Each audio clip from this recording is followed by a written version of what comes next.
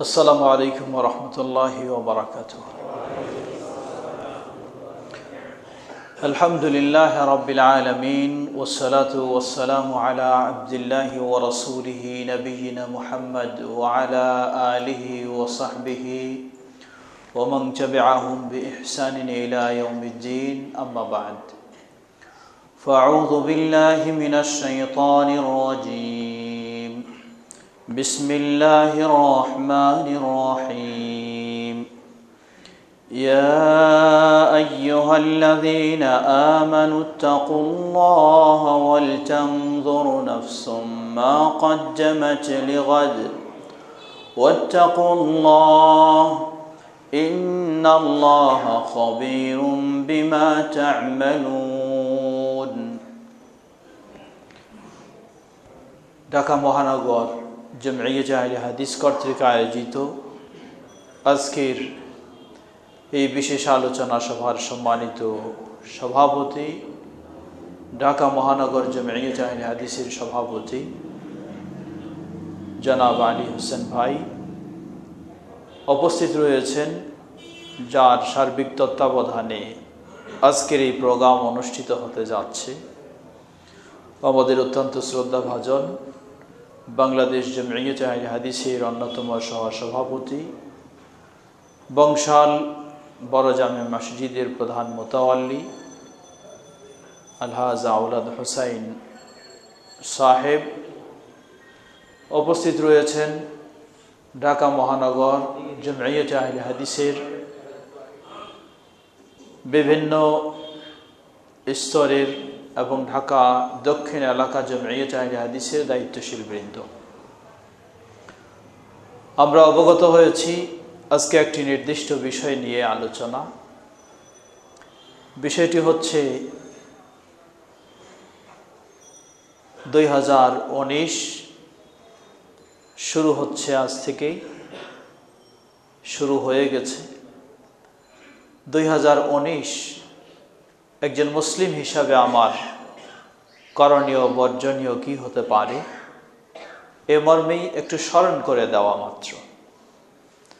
আল্লাহ সুবহানাহু ওয়া তাআলা বলেন, ফাযাক্কির ফাইন্না যিকরা তানফাউ লিল মুমিনিন। স্মরণ করে দাও, স্মরণ করে দিলে মুমিনেরা উপকৃত হয়। আল্লাহ রাব্বুল আলামিন সূরা আল হাশর 18 নম্বর আয়াতে বলেন, ইয়া আইয়ুহাল্লাযীনা আমানুত্তাকুল্লাহ ওয়ালতানজুর নাফসুম মা কদ্দামাত লিগাদ। ওহে যারা ঈমান এনেছ, তোমরা আল্লাহকে ভয় করো, আর প্রতিটি মানুষের, প্রতিটি আত্মার ভাবা উচিত, চিন্তা করা উচিত সে আগামী দিনের জন্য কি করেছে। আগামী দিন বলতে সকলেরই যেটি আগামী দিন, তা হলো কিয়ামতের, আখিরাতের জন্য সে কি করেছে। নবী সাল্লাল্লাহু আলাইহি ওয়াসাল্লামের কাছে জিবরিল আলাইহিস সালাতু ওয়াস সালাম আসলেন, সিলসিলা সহিহায়ে সহিহ সনদে প্রমাণিত। জিবরিল আলাইহিস সালাম এসে বললেন, ইয়া মুহাম্মদ ইশ মা শিতা, যতদিন মন চায় তুমি বাঁচো, বেঁচে থাকো। ফাইন্নাকা মাইয়িত, তবে জেনে রাখো তোমাকে অবশ্যই মৃত্যুবরণ করতে হবে। ওয়া আহবিব মান শিতা ফাইন্নাকা মুফারিকু, যাকে ইচ্ছা হয় ভালোবাসো, বন্ধু হিসাবে গ্রহণ করো, তবে মনে রাখো একদিন তাকে ছেড়ে বিদায় নিয়ে চলে যেতে হবে। ওয়া আমাল মা শিতা, যা মন চায় করো, কোনো সমস্যা নেই। ফাইন্নাকা মুজজা বিহ, তবে জেনে রাখো যা করবে ভালো হলে ভালো ফল, আর মন্দ হলে মন্দ ফল ভোগ করতে হবে।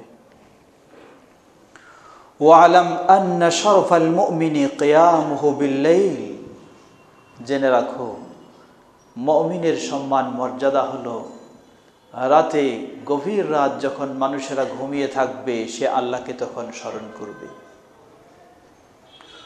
ওয়া ইজ্জুহু ইস্তিগনাউহু আনিন নাস, মুমিনের সম্মান মর্যাদা আত্মবোধ হচ্ছে মানুষ থেকে যতটুকু সে মুখ ফিরিয়ে থাকতে পারবে, অর্থাৎ মানুষের মুখাফেকি যত হবে না, এটাই হলো একজন ব্যক্তির জন্য আত্মমর্যাদা বোধের বিষয়। পৃথিবীর বুকে সর্বশ্রেষ্ঠ যিনি মানুষ ছিলেন, আল্লাহ সুবহানাহু ওয়া তাআলার কাছে সবচেয়ে যার মর্যাদা সম্মান ছিল, তাকেও এ পথের যাত্রী হতে হয়েছে। কেউ স্থায়ী থাকব না, সকলকেই যেতে হবে, হয় দুদিন আগে আর পরে, হয় ভালোভাবে নয় মন্দভাবে, সকলকেই যেতে হবে। কিন্তু সেখানে গিয়ে দুনিয়ার জীবনে যদি ভালোভাবে চলতে না পারি, আফসোস করব, আল্লাহ সুবহানাহু ওয়া তাআলার কাছে আবেদন জানাবো, হে আল্লাহ, আমাকে আবার ফিরিয়ে দেওয়া হোক, ভালো কাজ করতে পারিনি, এবার গিয়ে দুনিয়াতে ভালো কাজ করব। আল্লাহ সুবহানাহু ওয়া তাআলা সূরা মুমিনুন 99 ও 100 নম্বর আয়াতে বলেন, হাত্তা ইযা জাআ আহাদাহুমুল মাউত ক্বালা রাব্বি ইরজিউন লাআল্লি আ'মালু সালিহান ফীমা তারাকতু কাল্লা ইন্নাহা কালিমাতুন হুয়া قائلها ومن ورائهم برزخ إلى يوم يبعثون। আল্লাহ সুবহানাহু ওয়া তাআলা বলেন, হাত্তা ইযা জাআ আহাদাহুমুল মাউত, খুব দাপটের সাথে গরমে চলছি, হঠাৎ যখন মৃত্যু এসে গেল, মৃত্যুর পরেই আল্লাহর কাছে আবেদন জানাচ্ছি, রব্বির জিউনি, হে রব, আমি তো ভালো কিছু করার সুযোগটা পাইনি, আমাকে আবার ফিরিয়ে দিন পৃথিবীতে। লাআল্লি আ'মালু সালিহান ফীমা তারাকতু, যেই ভালো কাজগুলি আমার করা দরকার ছিল, নামাজি হওয়া দরকার ছিল, হতে পারিনি, আমাকে ফিরিয়ে দিন, আমি একদম নামাজি হয়ে যাব। আমার মাল সম্পদের যাকাত দেওয়া দরকার ছিল, দিতে পারিনি, আমাকে ফিরিয়ে দিন, আমি সেটাও দিয়ে আসব। হজ উমরা করার সুযোগ ছিল, অর্থ সামর্থ্য ছিল, করতে পারিনি, আমাকে ফিরিয়ে দিন, আমি সেটা করে আসব। আল্লাহ সুবহানাহু ওয়া তাআলা বলছেন, কাল্লা ইন্নাহা কালিমাতুন হুয়া কাইলুহা, কখনো না, এটা শুধু তার মুখের বলি, এটা বলবে, কিন্তু তা কোনোদিন সম্ভব হবে না। ওমিন ওয়ারাইহিম বারযাখুন ইলা ইয়াউমি ইউবআসুন, মারা গেছে, শেষ, আর ফিরে আসার সুযোগ নেই, অপেক্ষা করবে সেই কিয়ামতের দিন পর্যন্ত। কিয়ামতের দিন উত্থাপন হবে, শুরু হবে হিসাব নিকাশ। সুতরাং কয়েকদিন আগেই 2017 লিখতে লিখতে ভুল হয়ে যাচ্ছিল যে শুরু হয়ে গেছে 2018। খুব বেশি দিন আগে নয়, মাত্র কয়েকদিন আগে। 2018 লিখতে লিখতে এখন ভুল হয়ে যাবে, লিখতে হবে 2019। এভাবেই যেন জীবনটা খুব দ্রুত অতীত হয়ে যাচ্ছে, খুব দ্রুত বছরের পর বছর যেন চলে যাচ্ছে। একটু ভাবা উচিত, আমার 2018 চলে গেল, কি করলাম আমি 2018-তে? আমিরুল মুমিনিন ওমর ইবনুল খাত্তাব রাদিয়াল্লাহু তাআলা আনহু তিনি বলেন, হাসিবু আনফুসাকুম ক্বাবলা আন তুহাসাবু ওয়াজিনু আনফুসাকুম ক্বাবলা আন তাজিনু। হাসিবু আনফুসাকুম, একটু নিজের হিসাব নাও, নিজে নিজে একটু আত্মসমালোচনা করো, নিজের হিসাবটা একটু নিজে ভেবে দেখো। ক্বাবলা আন তুহাসাবু, কিয়ামতের মাঠে তোমার হিসাব নেওয়ার আগেই তুমি নিজের হিসাবটা একটু ভেবে দেখো। ওয়াজিনু আনফুসাকুম ক্বাবলা আন তাজিনু, কিয়ামতের মাঠে তোমার আমলগুলি ভালো মন্দের পাল্লায় ওজন করার আগে নিজে একটু ওজন করে দেখো, চিন্তা করে যে ভালোর পাল্লাটা বেশি না মন্দের পাল্লাটা বেশি। ফাইন্নাহু আহওয়ানু আলাইকা ফিল হিসাবি গাদা, যদি আজকে তুমি এই চিন্তাটা করো তাহলে আগামীকাল তোমার হিসাবটা খুবই হালকা হয়ে যাবে, সহজ হয়ে যাবে। আন তুহাসাবু আনফুসাকুমুল ইয়াউম, আজকে যদি আমরা নিজেরাই নিজেদের একটু আত্মসমালোচনা করি যে 2018 চলে গেল, প্রতিদিন আমাকে 5 বার 5টি ফরজ নির্দেশ ছিল আল্লাহ সুবহানাহু ওয়া তাআলা, সেটা কি আমি করেছি না করি নাই? একটু ভাবা উচিত। যদি না করি তাহলে এই ত্রুটি এখনই ক্ষমা করে নেওয়ার সুযোগ আছে।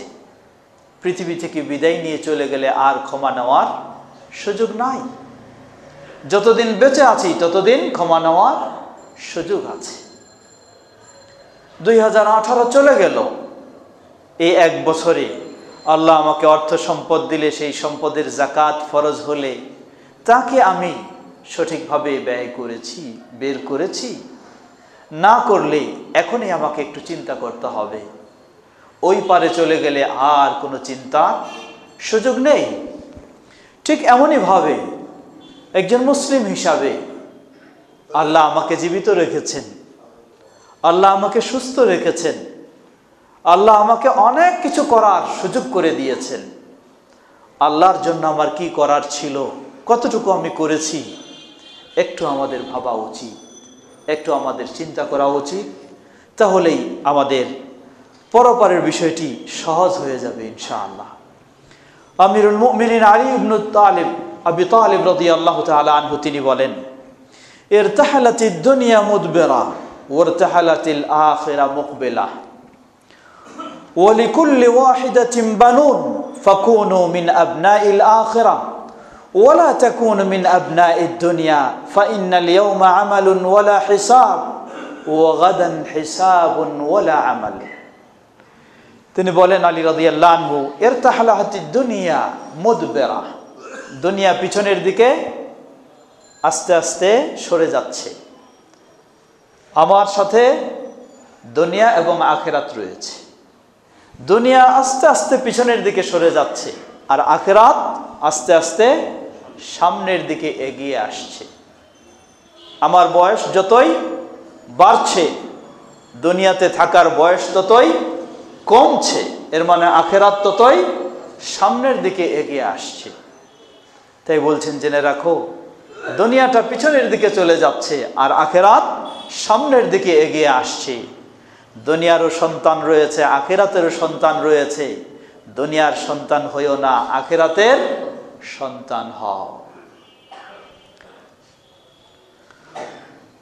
ফাইন্নাল ইয়াওমা আমালুন ওয়ালা হিসাব, আজকে কিছু করার সুযোগ রয়েছে, কোনো হিসাব নেওয়া হবে না, কাজ করার সুযোগ রয়েছে। কিন্তু গাদান হিসাবুন ওয়ালা আমাল, ওই পারে চলে গেলে আর কোনো আমলের সুযোগ নেই, শুধু হবে হিসাব আর হিসাব। সুতরাং সেই হিসাবটা আমার তখনই সহজ হবে যখন আমি আমার অতীতের জীবনের জন্য আত্মসমালোচনা করব, আল্লাহর কাছে অনুতপ্ত হব, আল্লাহর কাছে ক্ষমা চাইব এবং ভবিষ্যৎ জীবনের জন্য একটি সুন্দর পরিকল্পনা করব। সময় আমাদের সীমাবদ্ধ, কথা খুব দীর্ঘ করার সুযোগ নেই। আসুন, ভবিষ্যৎ জীবন সকলেই চাই আমার ভবিষ্যৎ জীবন সুন্দর হোক, কিন্তু কোন ভবিষ্যৎ জীবন সুন্দর? আবু বকর রাদিয়াল্লাহু তাআলা আনহু হতে বর্ণিত, তিনি বলছেন নবী সাল্লাল্লাহু আলাইহি ওয়াসাল্লাম সাহাবীদেরকে নিয়ে আছেন, হাদিসটি তিরমিজির সহিহ সনদে প্রমাণিত। হঠাৎ একজন ব্যক্তি দাঁড়িয়ে গেলেন, দাঁড়িয়ে গিয়ে জিজ্ঞাসা করলেন, ইয়া রাসূলুল্লাহ সাল্লাল্লাহু আলাইহি ওয়াসাল্লাম, আইয়ুন নাসি খায়রুন, কোন মানুষটা ভালো মানুষ? আমরা তো ভালো মানুষ ভালো মানুষ সবাই বলি, কোন মানুষটা ভালো মানুষ? যে আমাদের একটু বেশি সম্পদশালী হতে পারবে সেই ভালো মানুষ, যে বেশি ক্ষমতার মালিক হতে পারবে সেই ভালো মানুষ, যে বেশি শিক্ষিত হতে পারবে সেই ভালো মানুষ, যে বেশি চালাক চতুর হতে পারবে সেই ভালো মানুষ। এটা হচ্ছে আমাদের হিসাব। নবী সাল্লাল্লাহু আলাইহি ওয়াসাল্লাম বললেন, মান তালা উমরুহু ওয়া হাসুনা আমালুহু, ভালো মানুষ হলো ওই মানুষটা যার আয়ু দীর্ঘ হবে আর আমলগুলি ভালো হবে। যার আয়ু দীর্ঘ হবে, আমলটা ভালো হবে, সেই হলো ভালো মানুষ। 2019 শুরু করেছি, 2019-এ আমরা পা দিয়েছি। 2018-তে যারা ছিলেন আমাদের এই অনেক প্রিয়জন, 19-এ তাদের পা দেওয়ার সুযোগ হয়নি, আমাদের সুযোগ হয়েছে আলহামদুলিল্লাহ। সুতরাং আমরা একটু আরেক বছরের আয়ু পেলাম। অতএব আল্লাহ রাসূল সাল্লাল্লাহু আলাইহি ওয়াসাল্লাম বললেন, যার আয়ু দীর্ঘ হয়, আমল ভালো হয়, সেই হলো ভালো মানুষ। আমরা একটি বছর বেশি পাচ্ছি, এই বছরটিতে যদি আমরা আমলটাও ভালো করতে পারি তাহলে সত্যি আমরা ভালো মানুষ হতে পারবো। আল্লাহ আমাদের সকলকে ভালো মানুষ হিসাবে কবুল করে নিন। সাহাবে জিজ্ঞাসা করলেন, ও আইয়ুন নাসি শাররুন, কোন মানুষটা খারাপ মানুষ? বললেন, মান তালা উমরুহু ওয়া সাআ আমালুহু, ওই মানুষটাই হলো খারাপ মানুষ যে দীর্ঘ আয়ু পায় কিন্তু তার আমলগুলি ভালো হয় না, আমলগুলি খারাপ হয়। আজকে আফসোসের সাথে বলতে হয়, আমরা যেন খারাপের প্রতিযোগিতায় খুব শক্তভাবে নেমেছি। কে কত ধোঁকা দিতে পারি, কে কত মিথ্যা বলতে পারি, কে কত আরেকজনকে চালাকি করে ঠগাতে পারি, কে কত আরেকজনের দখল করতে পারি, সেই প্রতিযোগিতায় আজকে যেন আমরা নেমেছি। এটি কখনোই প্রকৃতপক্ষে ভালো মানুষের অবস্থা নয়। ভালো মানুষ তিনি ভাববেন তার সামনের বিষয়টি, আল্লাহ সুবহানাহু ওয়া তাআলা যেই কাজটাকে ভালো বলেছেন, আল্লাহর প্রিয় রাসূল সাল্লাল্লাহু আলাইহি ওয়াসাল্লাম যেই কাজটাকে ভালো বলেছেন, ওই কাজটা যে যত বেশি করতে পারবে সেই হবে তত ভালো মানুষ। আমরা যেন সেই প্রতিযোগিতায় নামতে পারি। আল্লাহ আমাদের সবাইকে সে তৌফিক দান করুন। সম্মানিত সমবেত দিনী ভাইরা, আসুন আগামী দিনের জন্য আমরা কি পরিকল্পনা নিতে পারি, কি আমাদের করণীয় হতে পারে, কি বর্জনীয় হতে পারে। আজকে আফসোস করে বলতে হয়, 2019 সালের জন্য বিশ্বে সকল জাতি তাদের নতুন পরিকল্পনা গ্রহণ করছে।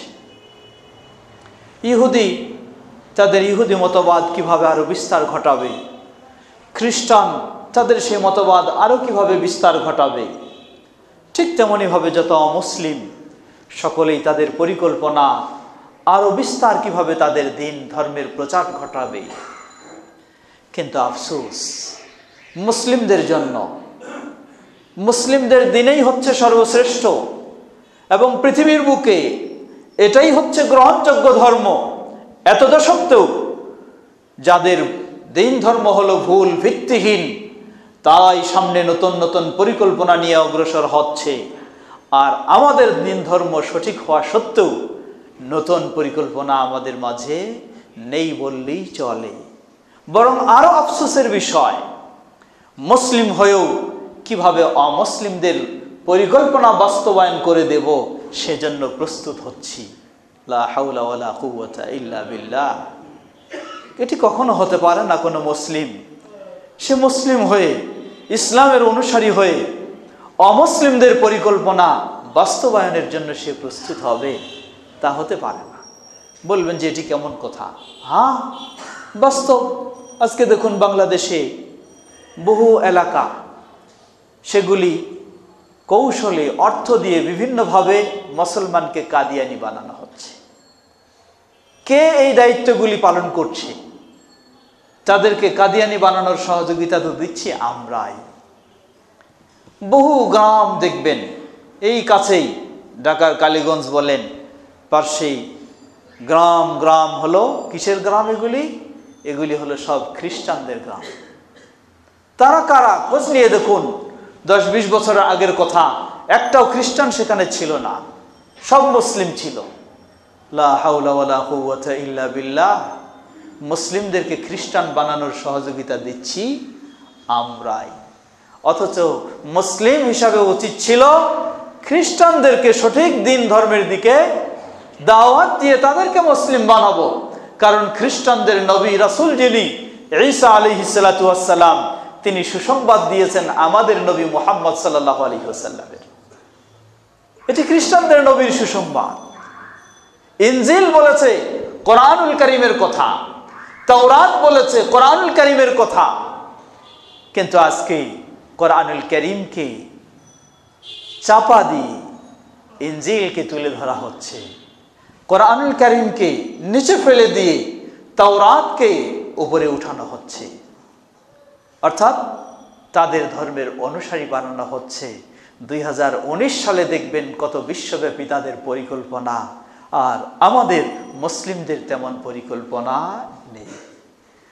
মুসলিম হিসাবে আমাদের ভাবা উচিত, আমাদের চিন্তা করা উচিত, কমপক্ষে আমি নিজেকেও যেন মুসলিম হিসাবে টিকে রাখতে পারি, মুসলিম হিসাবে যেন আমি ঠিক থাকতে পারি। কমপক্ষে বাইরে আপনি পারবেন না, আপনার ক্ষমতা নেই, আপনার সুযোগ নেই, ওকে, অসুবিধা নেই, কিন্তু নিজেকে যেন ঠিক রাখতে পারি এমন পরিকল্পনাটাও তো কমপক্ষে হওয়া উচিত।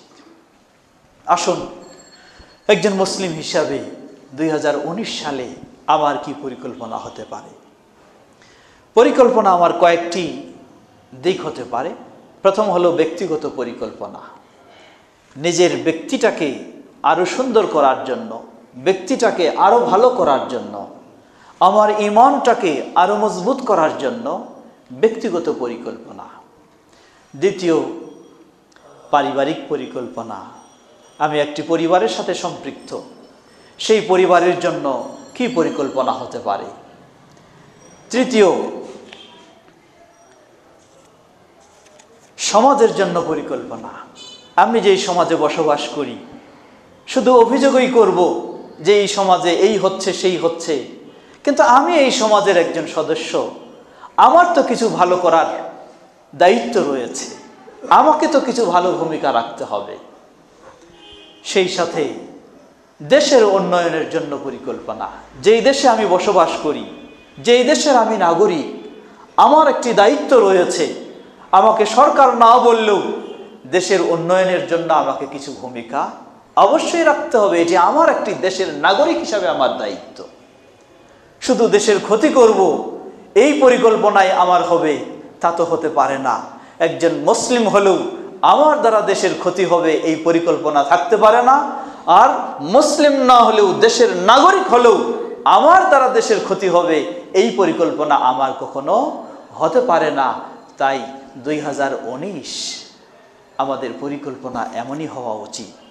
চতুর্থ, আমরা ইসলামের অনুসারী, ইসলামের প্রচার প্রসার, দাওয়াতি কার্যক্রমের জন্য কি পরিকল্পনা আমার হতে পারে 2019 সালের?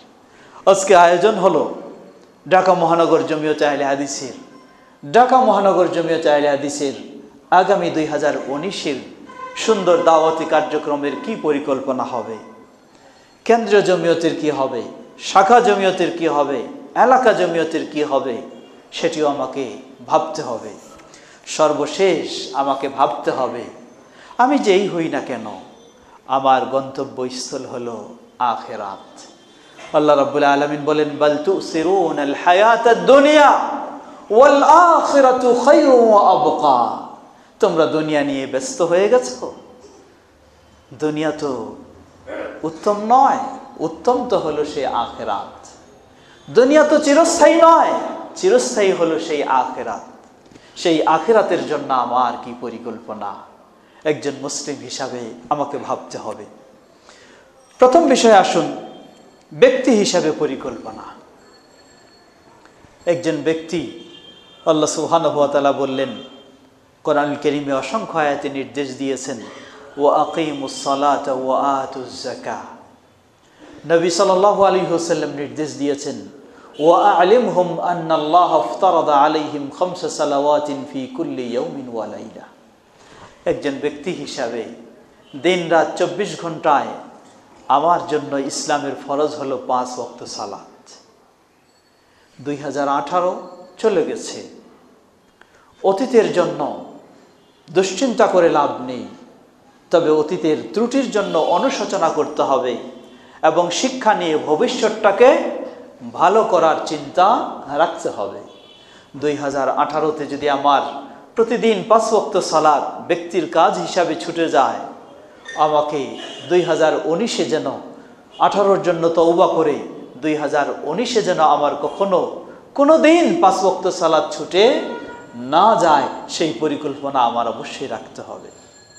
আপনি যদি নিয়মিত আপনার সালাতের পরিকল্পনা রাখেন, আল্লাহ সুবহানাহু ওয়া তাআলা বলেন, ইন্নাস সালাতা তানহা আনিল ফাহশাই ওয়াল মুনকার।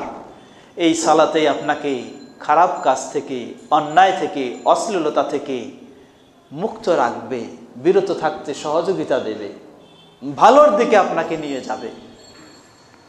ঠিক ব্যক্তি হিসাবে কাজ, আল্লাহ সুবহানাহু ওয়া তাআলা আমাকে যদি পর্যাপ্ত পরিমাণে সম্পদ দিয়ে থাকেন, 1919 একটি বছর, এবছরে আমার যাকাত ফরজ হইলে সেটি ঠিকভাবে আদায় করতে পারবো কি না, সেই পরিকল্পনা আমাকে শুরু থেকে নিতে হবে।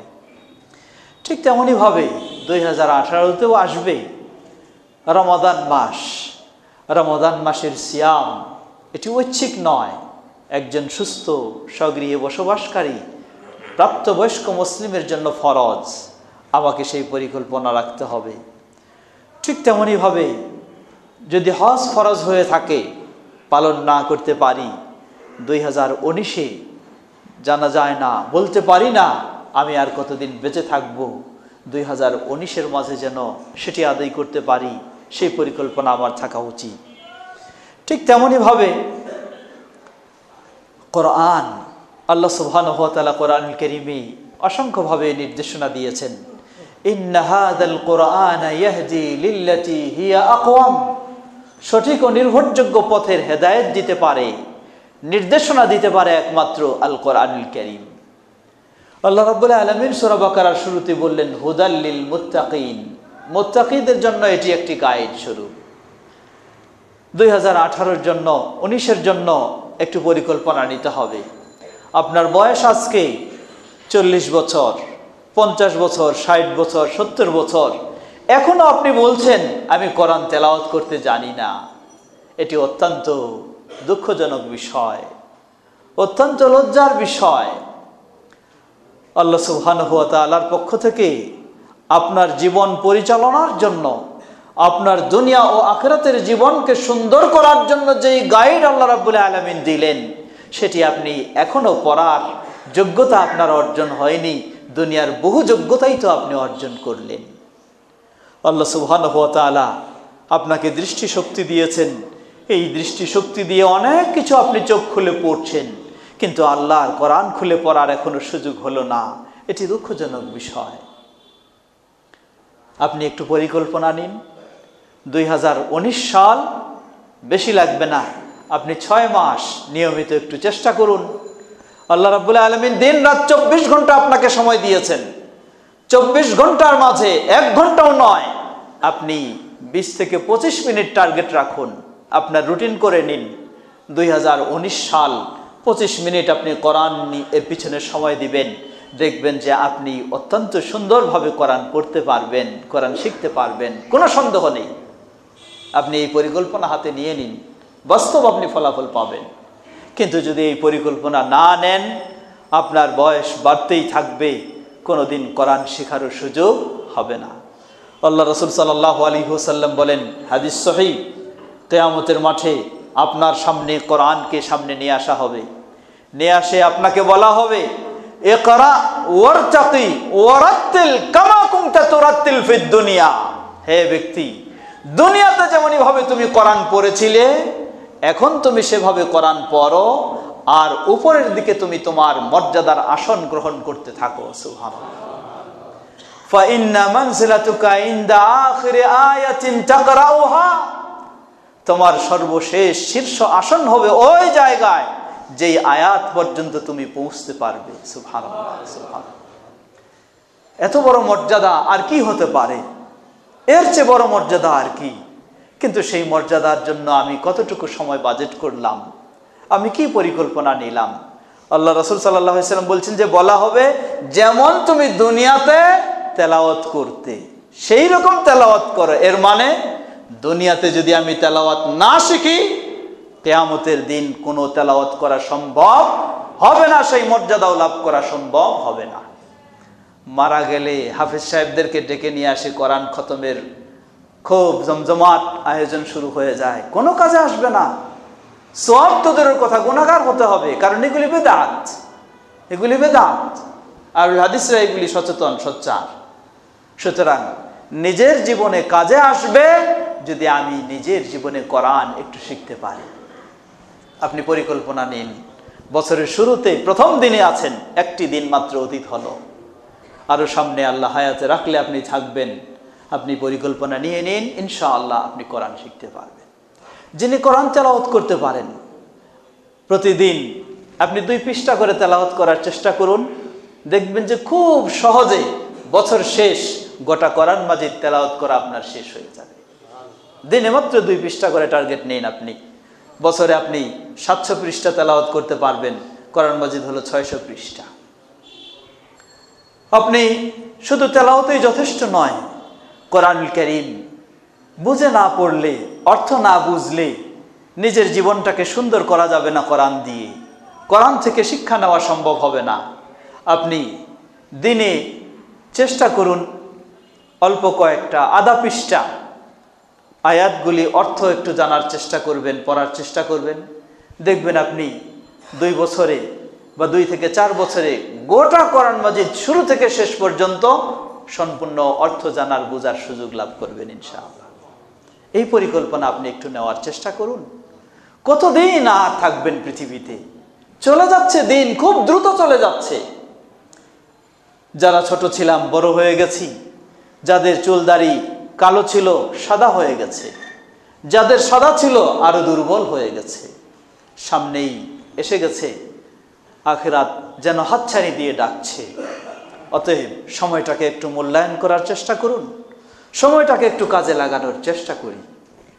ঠিক তেমনি ভাবে আল্লাহ রাসূল সাল্লাল্লাহু আলাইহি ওয়াসাল্লাম, তিনি হলেন আমাদের মডেল, তিনি হলেন আমাদের আদর্শ। আল্লাহ রাব্বুল আলামিন বলেন, লাকাদ কানা লাকুম ফি রাসূলিল্লাহি উসওয়াতুন হাসানাহ। আমাদের আদর্শ কারো মাঝে নেই, আমাদের আদর্শ হলো আমাদের নবী মুহাম্মদ সাল্লাল্লাহু আলাইহি ওয়াসাল্লামের মাঝে। কিন্তু নবী মুহাম্মদ সাল্লাল্লাহু আলাইহি ওয়াসাল্লাম কে জানলাম না, তিনি কি বলেছেন তাও জানলাম না, কি করেছেন তাও জানলাম না, কি গাইড দিয়েছেন তাও বুঝলাম না। তাহলে কিভাবে আমি মুহাম্মদ সাল্লাল্লাহু আলাইহি ওয়াসাল্লামকে শ্রেষ্ঠ আদর্শ হিসাবে গ্রহণ করব? মুহাম্মদ সাল্লাল্লাহু আলাইহি ওয়াসাল্লামকে শ্রেষ্ঠ আদর্শ হিসাবে গ্রহণ করার জন্য তিনি যা বলেছেন, করেছেন ও সম্মতি দিয়েছেন, সেটা আমাকে জানার চেষ্টা করতে হবে। আর সেটি জানার জন্যই আমাকে প্রিয় নবী মুহাম্মদ সাল্লাল্লাহু আলাইহি ওয়াসাল্লামের হাদিস অধ্যয়ন করতে হবে, হাদিস পড়তে হবে। আলহামদুলিল্লাহ, বাংলা ভাষার মানুষদের জন্য এখন সুসংবাদ। এমন এক সময় ছিল বাংলা ভাষায় কোরআনের অনুবাদও খুঁজে পাওয়া যেত না, বাংলা ভাষায় হাদিসের অনুবাদও খুঁজে পাওয়া যেত না। এখন আলহামদুলিল্লাহ বাংলাদেশ সরকারের মাধ্যমেও ইসলামিক ফাউন্ডেশন হাদিসের অনুবাদ বের করেছে, বিভিন্ন প্রাইভেট পাবলিকেশনস রয়েছে, সেগুলিও সহিহ বুখারী, মুসলিম, আবু দাউদ, তিরমিজি, নাসাই এগুলির অনুবাদ বের হয়েছে। আপনি প্রতিদিন, বেশি সময় আপনার নাই, 5টি মিনিট আপনি বাজেট করুন, একটি করে আপনি হাদিস প্রতিদিন জানার চেষ্টা করবেন। দেখবেন যে 2 থেকে 3 বছর, আপনি 3 বছর করলেই 1000 হাদিস আপনার পক্ষে জানা সম্ভব হয়ে যাবে। এই পরিকল্পনা আপনি কন্টিনিউ করার চেষ্টা করুন। আর যখনই আপনি হাদিস জানবেন, তখনই আপনার প্রিয় নবী মুহাম্মদ সাল্লাল্লাহু আলাইহি ওয়াসাল্লামের প্রতি আরো আন্তরিকতা বৃদ্ধি হবে, তার প্রতি ভালোবাসা আরো বৃদ্ধি হবে, তার অনুসরণ করার আরো আপনার জন্য সহজ হবে। শুধু আহলুল হাদিস মুখে মুখেই দাবি করব, জন্মসূত্রে হয়ে থাকব, রাসূল সাল্লাল্লাহু আলাইহি ওয়াসাল্লামের হাদিস শেখার চেষ্টা করব না, হাদিস বোঝার চেষ্টা করব না, মানার চেষ্টা করব না, তাহলে তো যথার্থ আহলুল হাদিস হতে পারবো না। আসুন 2019-এর শুরুতেই সেই পরিকল্পনাগুলি একটু হাতে নেওয়ার চেষ্টা করি। ইনশাআল্লাহ আমরা অনেক অগ্রসর হতে পারবো, আমাদের জীবন অনেক সুন্দর হবে। আল্লাহ আমাদের তৌফিক দান করুন। ঠিক তেমনই ভাবে নবী মুহাম্মদ সাল্লাল্লাহু আলাইহি ওয়াসাল্লাম আমাদের আরো কিছু কর্মসূচি দিয়েছেন, দৈনন্দিন কর্মসূচি। সকাল সন্ধ্যার কিছু জিকির আজকার, এমন রয়েছে, যেগুলি মসজিদে বসে বসে আপনাকে ইল্লাল্লাহ ইল্লাল্লাহ জিকির করতে হবে এমন নিয়ম নয়। আপনার 5 ওয়াক্ত সালাত আদায় হবে, সালাত সংশ্লিষ্ট কিছু সম্ভব অনুযায়ী মসজিদও হতে পারে, বাড়িও হতে পারে। আর সকাল সন্ধ্যার যেগুলি রয়েছে সেগুলি আপনি বাইরেও চলবেন, সেগুলিতে সেই সময় আপনি পড়বেন। উদাহরণস্বরূপ ধরে নিন, সহিহুল বুখারীর হাদিস, নবী সাল্লাল্লাহু আলাইহি ওয়াসাল্লাম বলেন যে এমন একটি দোয়া, এই দোয়াটি কেউ যদি ভালোভাবে উপলব্ধি করে সকালে পাঠ করে, তাহলে ওই দিনের মাঝে যদি তার মৃত্যু হয় তাহলে সে জান্নাতি হবে। আবার সন্ধ্যাবেলায় সেই দোয়াটি বুঝে যদি সে পাঠ করে, তাহলে ওই রাতের মাঝে যদি তার মৃত্যু হয় তাহলে সে জান্নাতি হবে। সুবহানাল্লাহ। আপনি প্রতিদিনের জন্য বেশি না পারলেও এরকম কিছু 2-1টা জিনিস আপনি আপনার একটা কর্মসূচিতে নিয়ে ফেলুন। আপনার নোটবুক রয়েছে, সেই নোটবুকে এটি লিখে নিন। সকাল হলো, মাত্র 1 মিনিট প্রয়োজন, সময় 1 মিনিটও নয়। আল্লাহুম্মা আনতা রাব্বি লা ইলাহা ইল্লা আনতা খালাকতানি, সাইয়্যিদুল ইস্তিগফার যেটা বলা হয়। 1 মিনিটও সময় লাগবে না, আধা মিনিট সময়। আল্লাহু আকবার। কিন্তু দিনের সকালবেলা আপনি আধা মিনিট শুধু এই দোয়াটি মনোযোগ সহকারে পাঠ করবেন। এই দিনের মাঝে যদি আপনি মারা যান, আপনাকে জান্নাতি বলে সুসংবাদ দিয়ে দিয়েছেন নবী সাল্লাল্লাহু আলাইহি ওয়াসাল্লাম। রাতের শুরুতে আপনি এই আধা মিনিট সময় এটুকু পাঠ করবেন, বুঝবেন দোয়াটি, তাহলে আপনার দিনের পথে চলাও সহজ হবে, আর জান্নাতও আপনার নিশ্চিত করে নেওয়া সম্ভব হবে। ঠিক দৈনন্দিন অনেক এই ধরনের রয়েছে। অনেকজনে বিভিন্ন রকম প্রশ্ন করেন যে আমার ব্যবসা বাণিজ্যে যেন খুব দিনের পর দিন অবনতি দেখছি, আমার দোকানের অবনতি দেখছি, অনেক কিছু দেখছি, শুধু ক্ষতির আশঙ্কা করছি। নবী সাল্লাল্লাহু আলাইহি ওয়াসাল্লাম বলেন যে সকাল সন্ধ্যা এই ধরনের কিছু দোয়া রয়েছে। বিসমিল্লাহিল্লাযী লা ইয়াদুররু মা'a ইসমিহি শাইউন ফিল আরদি ওয়ালা ফিস সামা ওয়া হুয়াস সামিউল আলীম। সকালে 3 বার, সন্ধ্যায় 3 বার আল্লাহ রাব্বুল আলামিন দিন রাত 24 ঘন্টায় ক্ষতি আশঙ্কা থেকে আপনাকে মুক্ত করবেন, হেফাজত করবেন। আপনার দোকানে গেলেন, আউযু বিকালিমাতিল্লাহি আত-তাম্মাত মিন শাররি মা খালাক। যখনই ঘরে প্রবেশ করবেন, দোকানে প্রবেশ করবেন, তখনই এটি বলে প্রবেশ করবেন।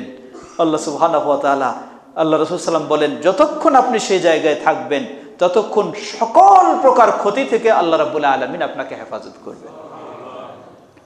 নবী সাল্লাল্লাহু আলাইহি ওয়াসাল্লাম বললেন যে 3টি কাজ মানুষ যখনই করবে তখনই সে আল্লাহর জিম্মায় চলে যাবে। তার মাঝে একটি হলো, আপনি যখন আপনার ঘরে প্রবেশ করবেন, সালাম দিয়ে ঘরে প্রবেশ করবেন।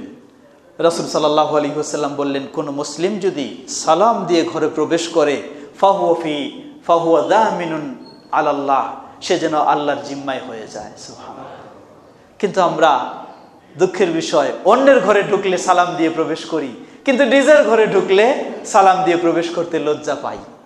আল্লাহ রাসূল সাল্লাল্লাহু আলাইহি ওয়াসাল্লাম আনাস রাদিয়াল্লাহু আনহুকে বললেন, হে আনাস, তোমার ঘরে যখন প্রবেশ করবে তুমি সালাম দিয়ে প্রবেশ করবে, এটা হবে তোমার ঘরের জন্য বরকত, তোমার পরিবারের সদস্যদের জন্য বরকত।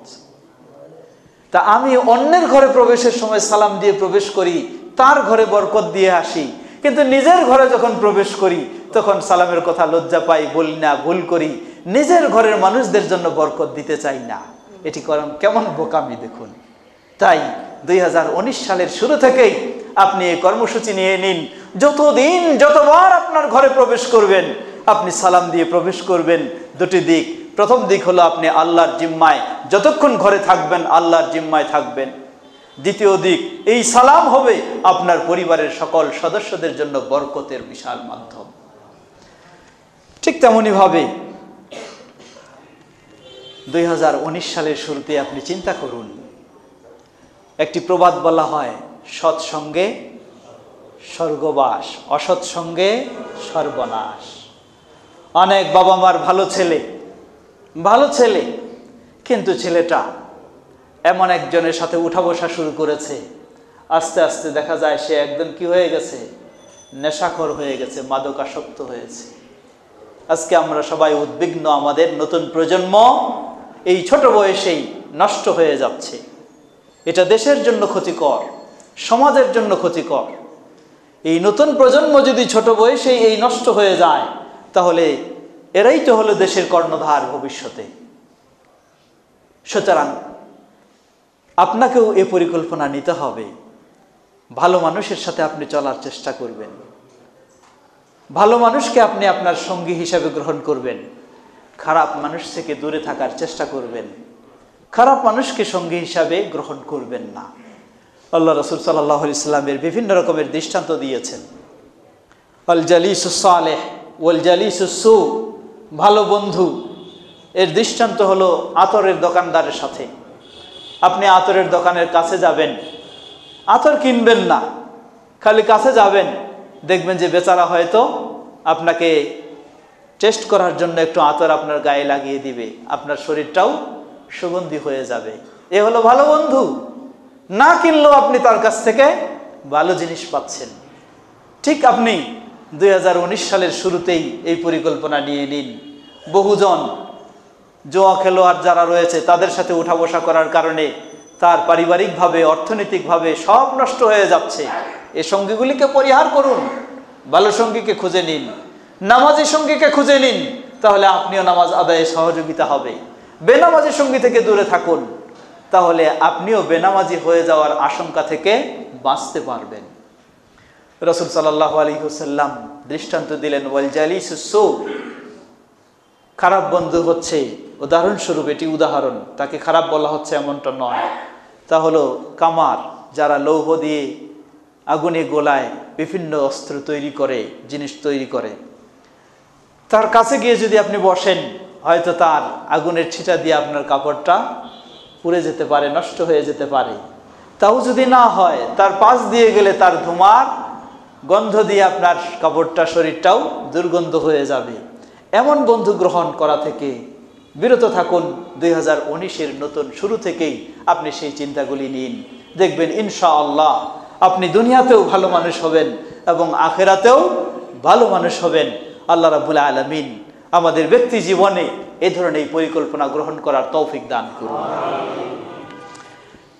দ্বিতীয় পর্যায়ে আসুন, পারিবারিকভাবে সেই ব্যক্তি জীবনের উদাহরণ একটি দিন। পৃথিবীতে ভালো মানুষ তো বহু রয়েছে। আমি যদি নিজেকে ভালো মানুষ করতে চাই, তাহলে আমাকে ভালো মানুষদেরই অনুসরণ করতে হবে। সহিহ মুসলিমের হাদিস, নবী সাল্লাল্লাহু আলাইহি ওয়াসাল্লাম সাহাবীদের নিয়ে মজলিসে একদিন কিছু প্রশ্ন রাখলেন, বললেন, মান আসবাহা মিনকুমুল ইয়াউমা সাইমা, তোমাদের মাঝে কে আছে আজকে রোজা অবস্থায় সকাল করেছে, মানে রোজা রেখেছে, সিয়াম রেখেছে। আবু বকর রাদিয়াল্লাহু আনহু বললেন, আনা, আমি রোজা রেখেছি। তবে এটি দেখানোর জন্য বলেননি, রাসূল সাল্লামের কাছ থেকে কিছু সুসংবাদ শোনার জন্য বলেছেন, শোনানোর জন্য নয়। রাসূল সাল্লাম দ্বিতীয় প্রশ্ন করলেন, ফামান তাবিআ মিনকুমুল ইয়াউমা জানাজা, কে আছে তোমাদের মধ্যে আজকে জানাজায় অংশগ্রহণ করেছে, শরীক হয়েছে? আবু বকর রাদিয়াল্লাহু আনহু বললেন, আনা, আমি জানাজায় অংশগ্রহণ করেছি। আবার রাসূল সাল্লাল্লাহু আলাইহি ওয়াসাল্লাম জিজ্ঞাসা করলেন, হাল ফীকুম মান আদা মারিদা, তোমাদের মাঝে কি কেউ আছে আজকে একজন অসুস্থ ব্যক্তিকে দেখাশোনা করেছে, দেখতে গেছে? আবু বকর রাদিয়াল্লাহু আনহু বললেন, আনা, আমি দেখেছি। আল্লাহু আকবার। আবার জিজ্ঞাসা করলেন, হাল ফীকুম মান তাসাদদাকা বিসাদকাতিন, তোমাদের মাঝে কি কেউ আছে যে আজকে কিছু দান সদকা করেছে? আবু বকর রাদিয়াল্লাহু আনহু বললেন, আনা, আমি দান সদকা করেছি। আল্লাহু আকবার। নবী সাল্লাল্লাহু আলাইহি ওয়াসাল্লাম বললেন, মান ইজতামাআনা ফি ইমরিইন ইল্লা দাখালাল জান্নাহ, যে ব্যক্তির মাঝে এই গুণগুলি একত্রিত হবে সেই ব্যক্তি নিশ্চিত জান্নাতে প্রবেশ করবে। তারা হলেন ভালো মানুষ, তারা হলেন আমাদের জন্য মডেল। তাদের কাছ থেকে শিক্ষা নেব, তাদের আদর্শ অনুযায়ী আমাদের আদর্শ গড়ার চেষ্টা করব, তাহলে নিশ্চিত আমরা দুনিয়াতেও ভালো হতে পারবো, আখিরাতেও ভালো হতে পারবো। আল্লাহ আমাদেরকে তাদের এই অনুসরণ করে ভবিষ্যতের জীবন যেন ভালো মানুষ হতে পারি, আল্লাহ আমাদেরকে সেভাবে আমাদের জীবনটি গড়ে তোলার তৌফিক দান করে। দ্বিতীয় পরিকল্পনা, সময় হাতে বেশি নেই। দ্বিতীয় পরিকল্পনা হচ্ছে আপনার পরিবারের জন্য। কে না আছে তার পরিবারটাকে ভালো করতে চায়? সবাই আছি, আমার পরিবারটা সুন্দর হোক, আমার পরিবারটা ভালো হোক, আমার পরিবারটা আদর্শ হোক। প্রতিটি মানুষই এটা চায়, গায়ে শক্তি না থাকলেও এটা চায়, হাতে অর্থ না থাকলেও এটা চায় যে আমার পরিবারের সদস্যরা সবাই ভালো হোক। আপনি চাইলেন আপনার পরিবারের সদস্যরা ভালো হোক, কিন্তু আপনি এজন্য কি পরিকল্পনা গ্রহণ করলেন, কি আপনি বাস্তব পদক্ষেপ নিলেন? আপনি আজ পর্যন্ত বাস্তব কিছু পদক্ষেপ নিলেন না। নিজের কাজের ব্যস্ততা দিয়েই সব শেষ করে দিলেন, পরিবারের জন্য বিশেষভাবে কোনো পরিকল্পনা নিলেন না। তাহলে তো আপনার পরিবারের সদস্যরা ভালো হওয়ার আশা করা যায় না। আপনি বলছেন যে আমার পরিবারের সদস্যরা ভালো হবে, কিন্তু আপনার সন্তানেরা, পরিবারের মানুষেরা তারা দৈনিক 5 ওয়াক্ত সালাত আদায় করে কি না এটি খোঁজ নিলেন না। তাহলে কিভাবে ভালো হবে? আল্লাহ রাসূল সাল্লাল্লাহু আলাইহি ওয়াসাল্লাম বললেন, মুরু আওলাদাকুম বিসসালাতি ওয়া হুম আবনাউ সাবঈন। আপনার কলিজার টুকরা যেই ছেলে মেয়ে, তাদেরকে কেউ একটু গালি দোক, কেউ একটা থাপ্পড় দোক, কোনোদিন আপনি মেনে নেবেন না। কেউ তাদের একটু ক্ষতি করুক, কেউ একটু কষ্ট দোক, কখনো আপনি মেনে নেবেন না। কিন্তু আপনার এই ছেলে মেয়ে যদি বেনামাজি হয়ে থাকে, তাহলে তারা মহা কষ্ট, সেই জাহান্নামের স্থান তাদের জন্য নির্ধারণ হবে। কিভাবে আপনি এটি মেনে নিতে পারেন? আপনার এই ছেলে মেয়েরা যদি দিনের পথে না চলে, তাহলে তাদের সামনে তো জাহান্নাম হাতছানি দিয়ে ডাকছে, তারা তো আপনার চোখের সামনেই জাহান্নামে যাচ্ছে। আপনি কিভাবে এটি মেনে নিতে পারেন? আল্লাহু আকবার। আপনি নিজে যেমন একজন নামাজি হবেন, আপনার পরিবারের সকল সদস্যরা যেন নামাজি হতে পারে, এই পরিকল্পনাটা আপনাকে নিতে হবে। এর অর্থ এই নয় তাদেরকে আপনি একদিনেই বেনামাজি ছিল নামাজি বানানোর জন্য যা ব্যবস্থা নেওয়া দরকার প্রয়োজনে ঘর থেকে বাইর করে দিবেন, এমনটি কখনো হতে পারে না। নবী মুহাম্মদ সাল্লাল্লাহু আলাইহি ওয়াসাল্লামের কাছ থেকে আমরা শিখব, সেই আদর্শ তিনি দিয়েছেন। কারণ তিনি হলেন এমন মানুষ, ব্যক্তিগতভাবেও উত্তম আদর্শের মানুষ, পরিবারেও তিনি উত্তম আদর্শের মানুষ। সুতরাং আপনার পরিবারকে নিয়েও একটু ভাবতে হবে। 2019 সাল, নতুন শিক্ষাবর্ষ শুরু হলো। আপনার ছেলে মেয়েদেরকে আদর্শ শিক্ষিত করার জন্য অনেক ভালো ভালো প্রতিষ্ঠানের আপনি খোঁজ নিলেন, এমন দামি দামি প্রতিষ্ঠানের খোঁজ নিলেন, দেখা গেল সেই প্রতিষ্ঠানে আপনার ছেলে গিয়ে নেশাগ্রস্ত হয়ে গেল। কারণ সেখানে সব ভিআইপি ছেলেরা সেখানে পড়ালেখা করে, তারা ইচ্ছা মতো নেশা করে, ইচ্ছা মতো এই সমস্ত কাজ করে। আপনার ছেলেও তাই হয়ে গেছে। হবে না কেন? আপনি কি ভাবলেন আপনার ছেলে, তাকে ভালো আদর্শ বড় শিক্ষিত করার জন্য অনেক কিছু চেষ্টা নিলেন, কিন্তু তাকে দিন শেখানোর জন্য কি ব্যবস্থাটা আপনি নিলেন? তাকে কোরআন শেখার জন্য কি ব্যবস্থাটা নিলেন? কিছুই আপনি নেন নাই। তাহলে আপনার ছেলে সে আদর্শ সন্তানও হতে পারবে না, আদর্শ মানুষও হতে পারবে না, দেশের আদর্শ নাগরিকও সে হতে পারবে না। আমরা দেখেছি, বহু নজির দেখেছি, বহু প্রমাণ দেখেছি, সন্তানদেরকে যখন এভাবে ইচ্ছা মতো ছেড়ে দেওয়া হয়, যা খুশি তাই তার পিছনে ব্যয় করা হয়, কিন্তু কোনো কেয়ার নেওয়া হয় না যে আসলে তার মাঝে নীতি নৈতিকতা আছে কি না। এই সন্তান সেই বিপথে চলে গিয়ে বখাটে হয়ে গিয়ে বাবা মাকেও পর্যন্ত হত্যা করেছে। সেই সন্তানেই আমাদের সমাজে এই প্রমাণও অসংখ্য রয়েছে, অসংখ্য রয়েছে। সুতরাং খালি ভালো প্রতিষ্ঠানে খুঁজবেন না, খুঁজতে হবে আপনার ছেলেটা আসলে ভালো হচ্ছে কি না, হবে কি না, আপনার মেয়ে আসলে ভালো হচ্ছে কি না, হবে কি না। এজন্য আপনি তাকে ডাক্তার বানাবেন, ইঞ্জিনিয়ার বানাবেন, অসুবিধা নেই, কিন্তু যেন সে হয় নামাজি, সে যেন হয় আল্লাহ ভীরু। তাহলেই ইনশাআল্লাহ সে নিজেকে উপকৃত করতে পারবে, পরিবারটাকে আলোকিত করতে পারবে, সমাজকে উপকৃত করতে পারবে, দেশের উপকার করতে পারবে। আজকে দেখুন প্রশাসন বিভিন্ন সময় এই ক্লিনিক, হাসপাতাল ইত্যাদিগুলি নিয়ে অনেক হিমশিম খাচ্ছে। কি হিমশিম খাচ্ছে? বারবার প্রশাসনকে খোঁজ নিতে হচ্ছে যে আসলে ভালো চিকিৎসা হয় না, 2 নম্বরে চিকিৎসা হয়। কেন এই হিমশিম খেতে হচ্ছে? কারণটা কি? ডাক্তার যদি আল্লাহকে ভয় করত, নামাজি হতো, আখিরাতের চিন্তা করত, তাহলে সে কখনো চিকিৎসার নাম দিয়ে খারাপ চিকিৎসা দিত না, চিকিৎসার নাম দিয়ে সে মানুষকে কষ্ট দিত না। প্রশাসনকে এটা নিয়ে কখনোই চিন্তা করতে হতো না। এমনিই ক্লিনিক সুন্দর চলবে, হাসপাতাল সুন্দর চলবে যদি ওই হাসপাতালের মালিক, যদি ওই ডাক্তার আল্লাহকে ভয় করে। আসুন আমরা যেন আমাদের সন্তানদেরকে ডাক্তার বানাবো, অসুবিধা নেই, ইঞ্জিনিয়ার বানাবো, অসুবিধা নেই, কিন্তু তাকে যেন নামাজি বানাতে পারি। তাহলে ইনশাআল্লাহ আপনি সফল হবেন, জাতি সফল হবে, দেশ সফল হবে, মুসলিম উম্মাহ সফল হবে ইনশাআল্লাহ। অতএব 2019 সালের শুরুতে আপনার পরিবারের জন্য সেই পরিকল্পনা রাখবেন। আপনার স্ত্রীকে কেউ খারাপ কথা বলুক, এটি আপনি কখনো মেনে নিতে পারবেন না। কিন্তু আপনার স্ত্রী বেপরদায় চলার কারণে অটোমেটিকভাবে সে খারাপ হয়ে গেছে। আপনার স্ত্রী বেনামাজি হওয়ার কারণে অটোমেটিকভাবে তার পথ জাহান্নামের দিকে হয়ে গেছে। আপনি কি ব্যবস্থা নিলেন? যে স্ত্রীকে মানুষ একটু খারাপ বলুক আপনি মেনে নিতে কখনো প্রস্তুত নয়, যেভাবেই হোক তার মোকাবেলা করার জন্য প্রস্তুত রয়েছেন, কিন্তু আপনার স্ত্রী তো অটোমেটিক সেই পথেই চলে গেছে। সুতরাং আপনার স্ত্রীকে নামাজি বানানোর জন্য আপনার দায়িত্ব। আপনি হলেন তার সবচেয়ে কাছের বন্ধু, আপনি হলেন তার সবচেয়ে প্রিয় মানুষ, আপনি হলেন তার সবচেয়ে অন্তরঙ্গ বন্ধু। আপনার এই দায়িত্ব আপনার স্ত্রীকেও সেই ধরনের আপনি ভালো করবেন, না হলে এই স্ত্রীর কারণেও আপনার জান্নাত বন্ধ হয়ে যাবে, আপনার জান্নাত বন্ধ হয়ে যাবে। অতএব পরিবারকে নিয়ে আমাদের এই ধরনের একটু পরিকল্পনা নিতে হবে। বেশি সুযোগ নেই, আপনি কমপক্ষে সাপ্তাহিক একটি দর্সের ব্যবস্থা করুন, বাইরের মানুষ নেওয়ার দরকার নেই। আপনি, আপনার স্ত্রী, আপনার বাচ্চারা বসবেন, বসে একটা হাদিস শুনুন বা একটা কোরআনের দুটো আয়াত অর্থসহ একটু শুনুন, তাদেরকে একটু শোনানোর চেষ্টা করুন। দেখবেন যে আলহামদুলিল্লাহ তারা আপনার প্রতি আরও আন্তরিক হবে, আপনার প্রতি আরও আনুগত্যশীল হবে, পরিবারটা সুন্দর হবে, সুসম্পর্ক গড়ে উঠবে, সন্তানেরা বাবা মার আনুগত্যশীল হবে, স্ত্রী স্বামীর মাঝে সুসম্পর্ক আরও মজবুত হবে ইনশাআল্লাহ।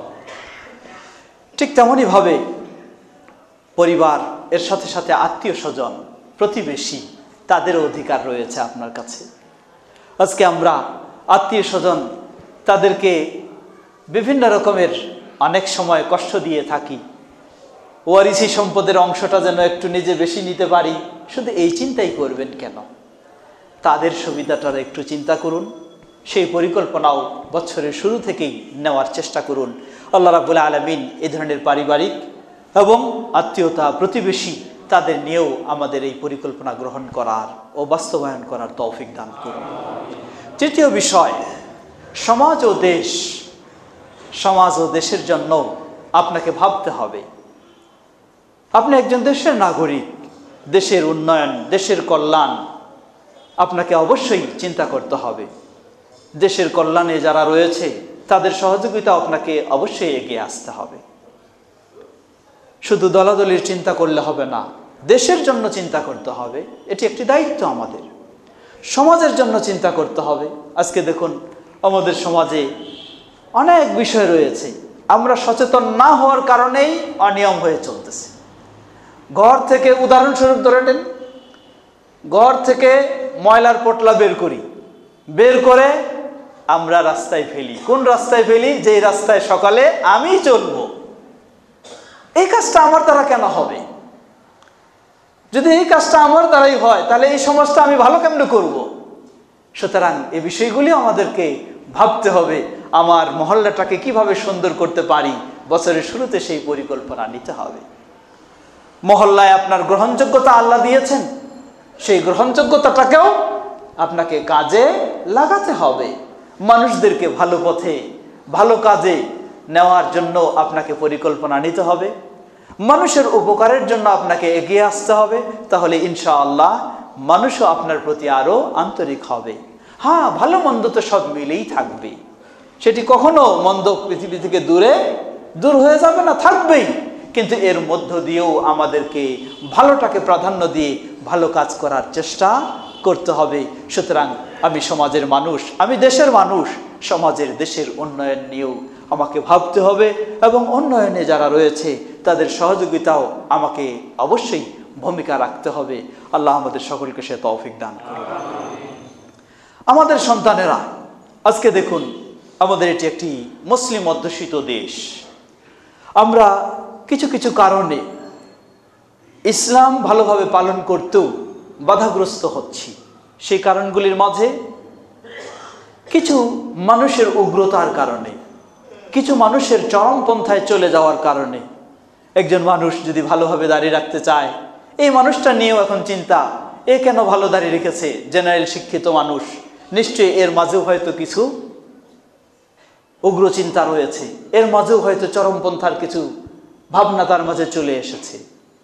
এইগুলির ক্ষেত্রে আমাদেরকে অবশ্যই সচেতন হতে হবে, কারণ ইসলাম এই উগ্রতাকে কখনো আশ্রয় দেয়নি।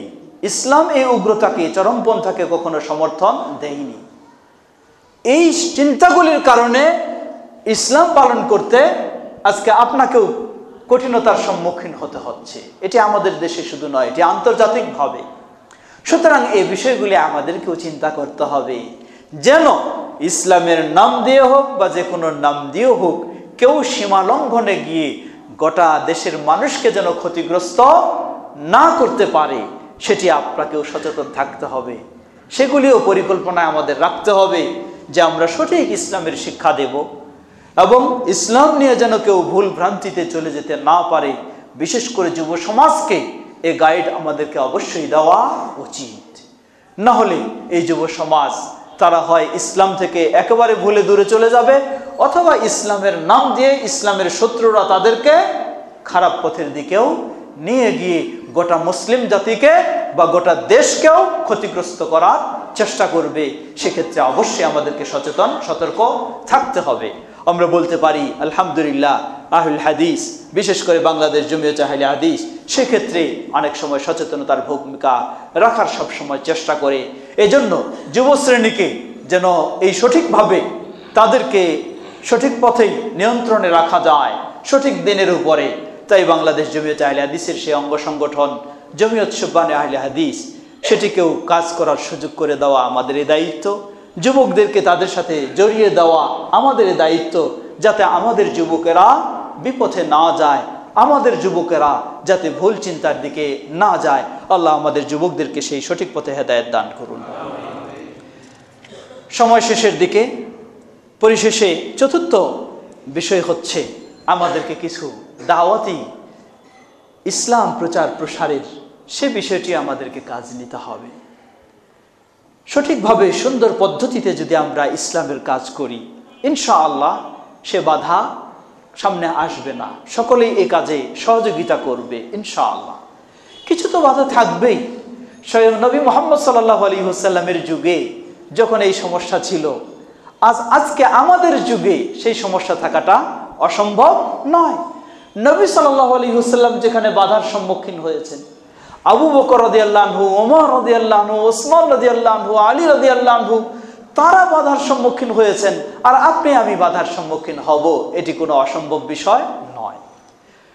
হয়তো ভাবছি দিনে দিনে অন্যায় ইসলাম গর্হিত কর্মকাণ্ড যেন আরো বিস্তার লাভ করছে, আমার পক্ষে চলা যেন খুব কঠিন হয়ে যাচ্ছে, আমার সামনের পথ যেন সংকীর্ণ হয়ে যাচ্ছে।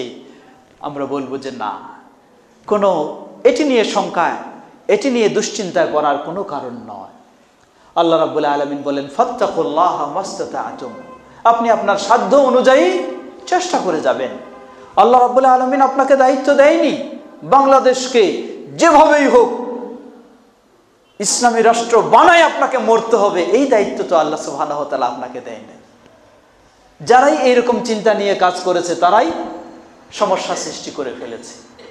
আপনাকে আল্লাহ সুবহানাহু ওয়া তাআলা যেমন বসে থাকারও কিছুই করবেন না, কাউকে সালাতের কথা বলবেন না, কাউকে দিনের কথা বলবেন না, কাউকে ঈমানের কথা বলবেন না, এটাও যেমন ঠিক নয়, আবার আপনি নিজের কাঁধে এই দায়িত্ব তুলে নেবেন যে দায়িত্ব ইসলাম আপনাকে, আল্লাহ আপনাকে দেয়নি, সেটিও ঠিক নয়।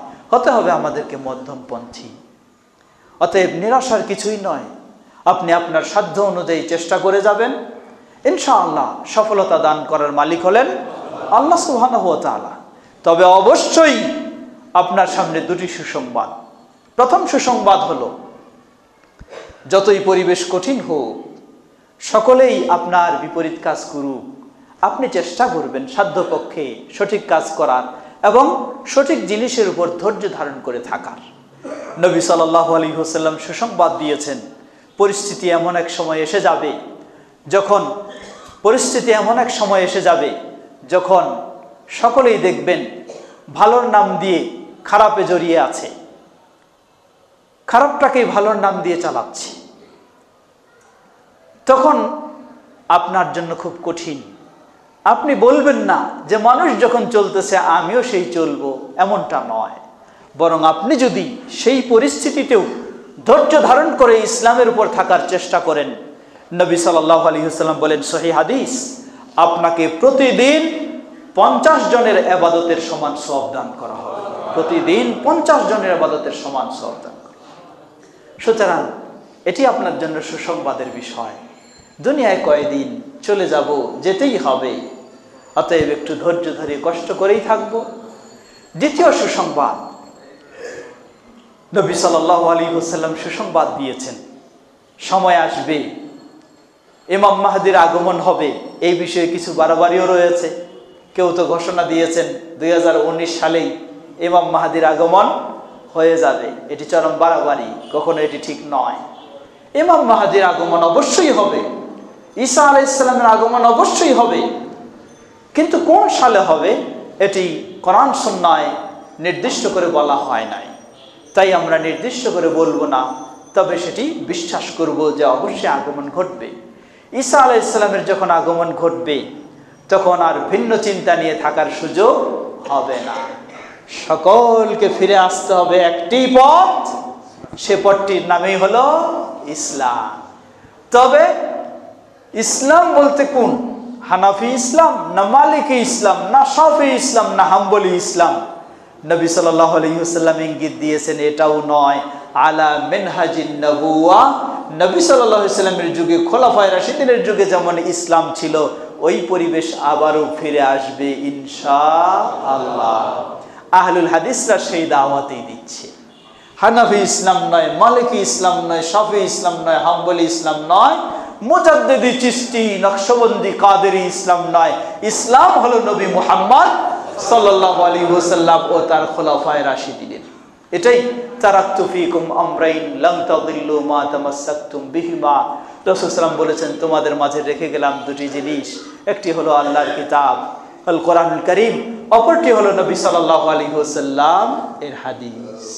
যতক্ষণ এই দুটিকে আঁকড়ে ধরবে কখনো পথভ্রষ্ট হবে না। সুতরাং সেই সুসংবাদ নিয়ে আপনি সামনের দিকে অগ্রসর হবেন, কখনো নিরাশার বিষয় নয়। আমাদেরকে পরিকল্পনা রাখতে হবে। একটি বছর সামনে যদি আপনি সময় পান, এক বছরে আপনি মাসে যদি টার্গেট রাখেন, বেশি নয়, মাসে মাত্র একজন মানুষকে নামাজি বানাবেন, মাসে একজন মানুষকে নামাজি বানানোর যদি টার্গেট রাখেন, বছর শেষ হতেই দেখবেন 12 জন মানুষ আপনার দ্বারা নামাজি হয়েছে। এই 12 জন মানুষ মানে কি? এই 12 জন মানুষ সালাত আদায় করে 12 জন যেই সওয়াব পাবে, সবার এই সমান সওয়াব আল্লাহ সুবহানাহু ওয়া তাআলা আপনাকে দান করবেন। শুধু এই এক বছরে নয়, 12 জন মানুষ নামাজি হয়ে পরের বছর আপনি আরো টার্গেট নেবেন। এইভাবে যত বানাতে থাকবেন, আপনি পৃথিবী থেকে চলে যাবেন কবরে, কিন্তু তাদের সালাতের সমপরিমাণ সওয়াব যতদিন তারা বেঁচে থাকবে, সমান সওয়াব আপনি কবরে বসেও সেটি লাভ করতে থাকবেন। সুবহানাল্লাহ। সুতরাং টার্গেট নিন। সেই টার্গেট অবশ্যই আপনাকে 2019 সালের শুরু থেকে নিতে হবে। পরিবারের থেকেই শুরু করবেন। পরিবারে যদি কেউ বেনামাজি থাকে, তাদেরকেও নামাজি বানাবো। অতঃপর প্রতিবেশী, বন্ধুমহল এবং নিজে তো সেটার উপরে অটল থাকবই। এভাবেই যেন আমরা দিনী কাজেরও, দাওয়াতি কাজেরও পরিকল্পনা নেই। সেই সাথে অনেক সময় দেখা যায়, সময় শেষের দিকে, দীর্ঘ করছি না,